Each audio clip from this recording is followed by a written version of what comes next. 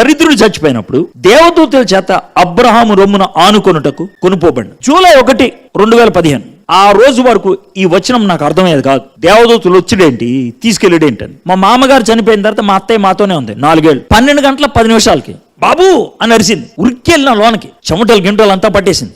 వెంటనే door open చేసి fan on చేసిన. నా జోబులో ఫోన్ ఉంది, తీసి నా మిత్రుడు ఇక్కడ మలక్పేట్ టీవీ స్టూడియో దగ్గర ఉంటాడు, మోజెస్ గారు, ఆయనకు ఫోన్ చేసిన. ఏమైంది బ్రదర్ అన్నాడు. సార్ మా అత్తకి బాగా చెమటలు పడుతున్నాయి, టెన్షన్ ఉంది, ప్రార్థన చేయండి సార్. స్పీకర్ ఆన్ చేసి చెవు దగ్గర పెట్టి అన్నాడు. పెట్టినా ఒక నిమిషం 2 నిమిషాలు ప్రార్థన చేసి ఆమెన్ అన్నది మా అత్త.